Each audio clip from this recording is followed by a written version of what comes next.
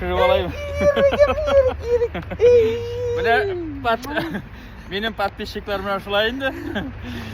Biz şu kadar kulesim kiliyeni. Biz sana bir gözüp taşı verdim eğer de kilsen. Mene şuşun ortadağına turan min iyirik. Şey işe kirdik.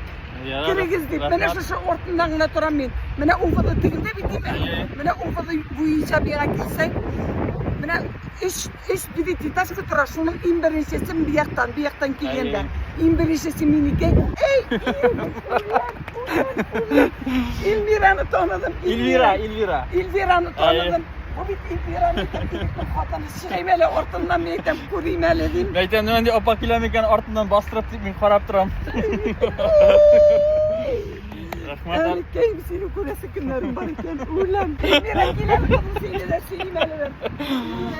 Şulay. Ortadan sıktım. Ey tonumun mingisi gidip korup duram.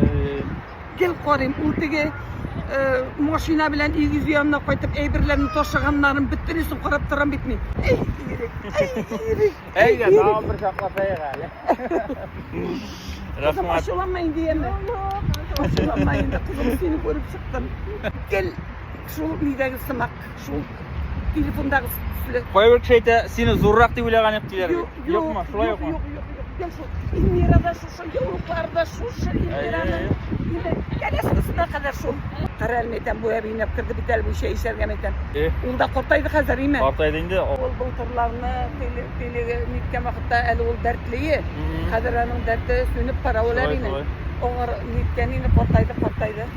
El var tıgı izin поддержайте al tıgı alay kortaydı nitken demey. Bükürümü düzetem diye el bugün gibi hatta. İlk bir şeyge orun taptı. Barıp bükürünü düzetip koydu yaptı. Bana şunday tıgı Yaşav kadar. Karar yaşav kadar sana ime. Karar indi bizim bükürünlerini men hemen dağına teker şol diye. Mikem kurum mikem mimana diytiren şeyini koyup durduysan bütün nerse готовый bula. Yara rahmat. Yeme, kırgız yeme Allah bilse. Kırgız kütem. Tuğanlar da bu kadar kütmey. Kütem. Kütmüyorsan. Bulay da mende. Kader mine kuresim kildi mine şimdi kuresim kildi. Bulay senin. Aşılam. Yok indi.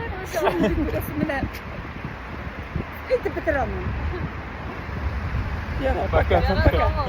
Uzaldık yara. İnsan sav yürü, gel insan sav yürü. Rahmat.